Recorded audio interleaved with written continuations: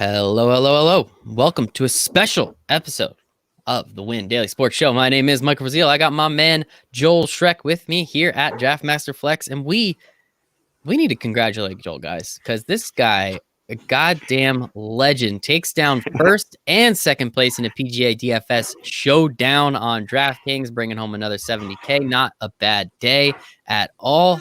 Joel, how's your Monday so far? It's snowy up here in the Northeast, but your bank account's a little bit bigger. Yeah, Monday is always good after a big takedown. You know, you're always in a better mood after the big win, and it was an exciting Sunday showdown for me. You know, sometimes when you play and you win, you can kind of tell early on you're going to win, and so it's like, all right, I'm in good shape. This one I was sweating out for a while, so I needed some things at the end to kind of come through. That happened, so it was like I was rooting for things like it was like the fourth quarter of a game, which made it a little extra fun. That is awesome. And I know, if I'm not mistaken, it was Saturday when Patrick Reed stepped on his ball, or was that Sunday? That was Saturday. It was Saturday. So that wouldn't have mattered, but that would have been the perfect Joel Schreck special if that penalty does come through in some way, shape, or form. I've already gotten penalized. I've had my punishment. That can't happen to me twice. That's impossible. No. You've paid your dues. You've paid your $100,000 dues. We don't need you to do that anymore. But no, in all sincerity, man, congratulations. This is so much fun. It's incredible to watch you do what you do. Obviously, you and I do the Tuesday night show with Sia, and we pick winning bets. I mean, we had first round leader again this week with Ryan Palmer. Granted, it's two courses and made it a little bit easier, but we've still been hitting them. You guys have been making great calls. But this is specifically, I want to talk a little bit about the showdown because you are just the PGA. Well, I want to defend Sia's pick. Sia picked Ryan Palmer, and it was an amazing pick. And listen, I don't think it's fair to say it's a little bit easier because of two courses, because it is still so hard to pick these guys, and it's such a big field. So it is really impressive to be able to pick a first-round leader, regardless of how many courses. 3 bets the last 2 weeks. Sia has picked 2 first-round leaders and an outright. I don't care if you do that over 4 courses. I don't care. You're probably not going to see that anywhere. So of course, I'm cool with it, and all my buddies are cool with it because I keep winning money. So don't worry. It is incredible what that man is capable of doing in terms of the outright and the betting market. But I also want to say we're currently working on a golf model now, and that golf model, we're not releasing anything to the public because we're really tweaking a lot of stuff. But that model had Patrick Reed winning, so we've got a lot of golf bets, and we're getting them really right, which is kind of sweet. So you're going to see a lot more PGA, especially with only NFL ending, and it's just going to be basketball and PGA moving forward. So we're very excited for that. But again, I want to talk to you more so about the showdown slate, because you are just the king of this. That's what caught our attention. That's what brought us here. It was the John Rahm penalty. We've talked about it. We don't need to bring it up. You have already a little too much PTSD from it. But I am curious, why are you so good at showdowns? What is it? What are some of the things you pay attention to that allows you to figure out what you're looking for on Friday, Saturday, and Sunday to ultimately put yourself in these positions? So I'm going to touch on 2 things with that. The first one's a secondary. I don't think this is why I'm so good at it, but I do think it's a factor. I play NFL, NBA, and golf. As I've told you guys, and everyone who listens to the podcast knows, I'm not a good golf fan. This is something I fell into during the pandemic, and I became really good at. Obviously, I love it now, but this was not something like I had pre-biases of golfers. Like, I wasn't super into golf prior. What actually I am with NBA and NFL. And, it's hard to shake your natural biases with people you root for. With golf, I don't have that. There's nothing I don't have these natural bias to certain guys. Like, of course, there's some guys that I've won money on that I tend to, lean towards sometimes. But for the most part, I'm pretty able to be pretty neutral. I'm like, hey, if the numbers are telling me to play this golfer, I'm playing this golfer. And that's, that's really helpful, obviously, because it's working in golf. And I do have a formula that seems to be working, and it's pretty simple, and I'm happy to share it with everyone. It really does work, and I've kind of told my friends, I'm like, if you guys want to try this, it's really working really well. You guys should really kind of pick it up. It's not all that complex. It's not like, I know, when I started in DFS, I looked at a lot of the data. I'm like, I can't track all that data. I'm never going to figure out. It's really way simpler than what you're thinking it is. All I do is when you look at Showdown, they do give you live tournament stats. So the reason that's important is I'm looking at these stats based on how they're playing on the course this week, not how they've been playing weeks prior, on the course this week. That's why it's a little better data than like, hey, last week you played well, but that's on a different course, right? So you might not play that way here. And the thought is, and it is pretty simple, putting is usually not, consistent, right? You're not going to be consistently the best putter. There's guys that are better than others. Hard to predict that day to day. Iron play and drivers is more a tellable stat of how you're going to be playing, right? If a guy is really hot with their irons, it is likely they will continue that over the course of the week.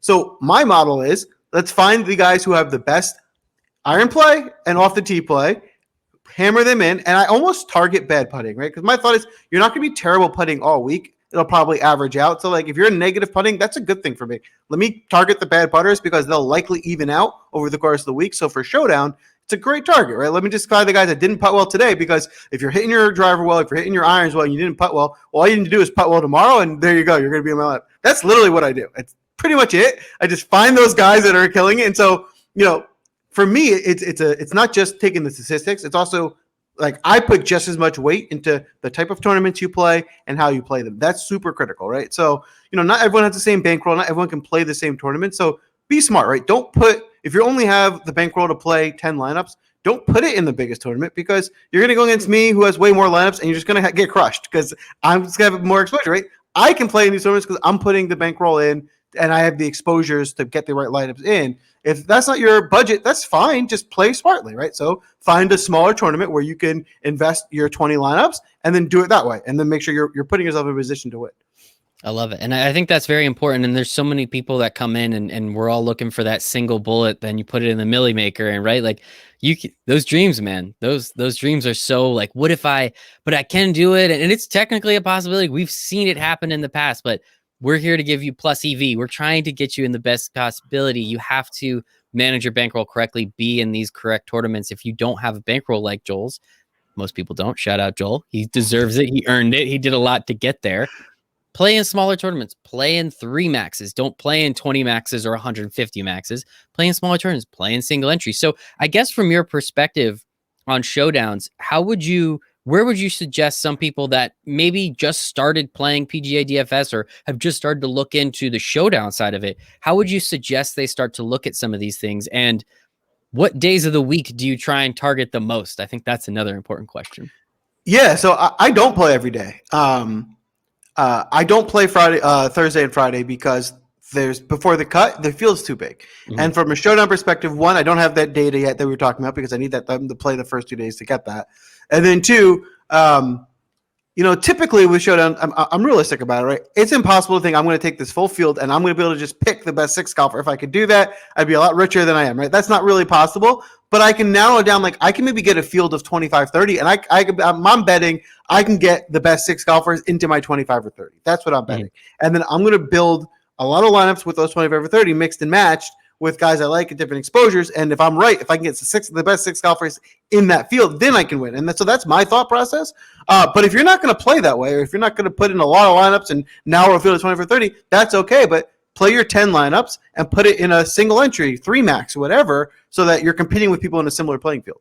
Exactly. And I think, again, that part is very important. But I mean, I just got to ask, man, what is it like when you have 2 lineups that are crushing it, when it's you facing yourself for first place? Again, you took down 50K, your second place lineup, took another 20K home. I'm sure you had a couple other lineups cash within that tournament. I mean, how fun is that, seeing that you have 2 shots at that top spot and it just so happens that you finish 1-2 in that tournament? Yeah. So, I mean, obviously, sorry to brag, but brag, come on. I think the final number, I think I had 7 lineups in the top 50. So it was just a day where, like, last night, I remember the night before, I actually had some family over, kids were playing, and I was up late just doing like my showdown lineups. I remember when I was doing it, I was just thinking, I'm feeling really good about this build. Like I had a feeling I was going to win money. Some days I'm doing it, I'm like, I'm not sure. I'm guessing myself. No, not Saturday night. Saturday night, I was like, no, this is going to win. And not only that, like usually I'm like up to the last minute making edits, doing this and that. I didn't even touch it Sunday morning. I left it, didn't make one edit, which I never do. So like, you knew I was going into that. I was like, I felt good. Like I was ready to rock. So there was a feeling that like what it was looking at the data, looking at the approach, the drive. It kind of was clear, like the guys who I would normally target, the numbers were just popping. It was like, these are clearly the guys I would target. Where sometimes it's like, that's kind of questionable. This guy looks like he'll be a good play, but it's hard to tell. It was like pretty clear for me this week that like this was my pool, and it was really narrowed down. And so I was feeling really good about it. Now, if you don't mind, I'm going to tell a quick story. Please. I love your stories. They're the best. because we were talking about like how I got here and like what I obviously didn't always play like this, right? I built a bankroll. I'm able to play a little differently than I did when I started. I've been playing DFS for over 10 years. Like from when they started, I've been obsessed with it. This is like my thing. Before DFS started, like my friends make fun of me because I used to play like Madden and 2K or like the NBA games, just draft the players and not play the game. I would just draft lineups and then not even play. I just like to build teams. So like my friends are like, why don't you ever play the game? I was like, I just like building teams. So like this is a thing for me. I just love doing it. So I've been playing forever and I was really good, but like I was doing what I'm telling everyone not to do. I was playing in the big tournaments with 3-5 lineups, whatever, not enough to actually make a splash. And I was getting really close. I'd be like, I'm in 50th place. I'm one player away, and I would, make $20 or whatever it was, and nothing like significant. And I kept thinking, like, if I know some of the other guys are really putting in like 100 lineups. I know people do it. If I had the bankroll or the balls to do it, I think I could be making this much money. I just don't have the money or the balls to do it. So therefore, I'm just kind of stuck in this grind. And finally, after 10 years, one of my stupid 3 or 5 lineups in a tournament hits for huge for 100K. And then how I had the bankroll, and then everything changed, and then I am consistently kind of being able to win a lot more. But listen, it took me 10 years. I finally hit one big, and now I'm able to do it more consistently, and it's working for me. But I wasn't winning when I was just putting in 3 or 5 lines. It's impossible to win that way. Exactly. And make sure, get in windailysports.com/chat. Tell us what you're getting into, because I know the golf guys, Joel, Sia, Patrick, Sicily Kid, they are there to help you figure out what makes the most sense, because a 3 max tournament lineup is different than 150, is different than a single entry, is different than a 20 max. Ask these guys. That is literally what they're here for. And I may I correct your story? Just a simple, one quick correction. You didn't have the bankroll, but God damn it, Joel, you had the balls. You had the balls. You just didn't have the bankroll, and we understand that. So the last question, especially again when it comes down to these showdown lineups, I love how you said, hey, I'm not playing those first 2 days. A, you need the data. B, the tournament field is too big. When you do get to Saturdays and Sundays, how big on a normal night, just any random tournament, how big is your player pool usually, and how often? Because again, looking at these 2 lineups, there's only 2 differences, but there's first and second. I see Tony Finau, Patrick Reed, Francisco Molinari, what's up, and Luke List in all of these lineups here. What are those? Were those 4 like you're just absolute smash hammer locks? Like, how do you normally go about building these lineups, and what does your player pool? I guess how many players do you normally have in it? Obviously subjective though. That's a good question. It does vary week to tournament to tournament. And so it's definitely not like I want to do the exact same formula, because like I said, I have a different feel each week. So like this week I had a really good feel. I had my pool. It's hard to like, I do have a bunch of like one-off, like I'll have 1 or 2 guys. I don't really count them in my pool. They're just going on one-offs that happen to make the end of the roster. The core of more than, I would say, 10 lineups or more, about 25 guys this week. Mm-hmm. That's smaller than normal because I had a good field. I was able to narrow down to the guys I was targeting. On a week where I'm like still unsure and I have a broader field, it's probably around 40 golfers. Okay. And usually it cuts like 50 to 60? 75 is like the number, but like they obviously can't get it exact. So whatever the number is, I think below 75 is what they go with. Yeah. So you're kind of cutting off about half the field. And I know one thing you always like to do too, or at least you've told me you like to do it. And I don't want to put words in your mouth. You always kind of, as you said, you target people who kind of have putt bad previously. You also just like to target people who did bad the day before, because the opportunity, again, they made the cut. There's a good chance that they're going to bounce back in some capacity, right? There's a lot of like, I have some weird thought process with fantasy. Obviously, it's been working out for me, and I'll walk you through some of them right now. Like, please. Some of the things I think about when going into it is one of them, right? Like, if there's a good golfer in the field that had a not so great day the day before, odds are a lot of people are fitting. I'm like, listen, this is still a top tier golfer, especially if DK adjusts the price. Someone to go back to, right? Put him in your pool.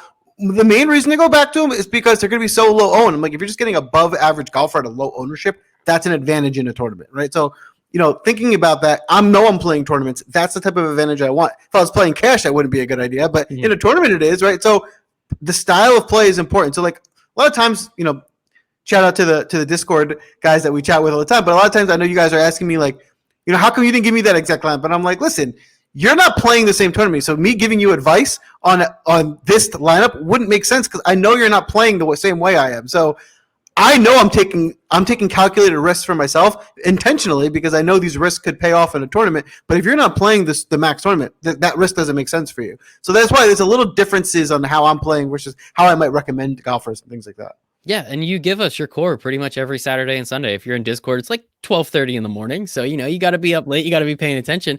But Joel will come in and say, hey, guys, these are some of the golfers that I'm paying attention to. Obviously, we're not going to give you a full lineup. Obviously, if you just try and plug in those 6 to 10 to 12 golfers, the lineup's not going to make sense because of the pricing. But at the same time, you're giving us a significant amount of your core already. You're doing the research and you're finding that out. And you're trying to help the guys. And that's why we love you, Joel. That's why you don't need to do this. You do it because you love it. And we love you. And we appreciate you, buddy. Yeah. I mean, I listen. Obviously, playing DFS is a ton of fun, right? Like, couldn't have more fun doing it. I love chopping it up, talking it with people. I want to break it down, but when you really want to start like playing seriously, you really have to like. It's not, hey, I'm bored today. Let me turn on and put a lineup into golf. Like, you can do that.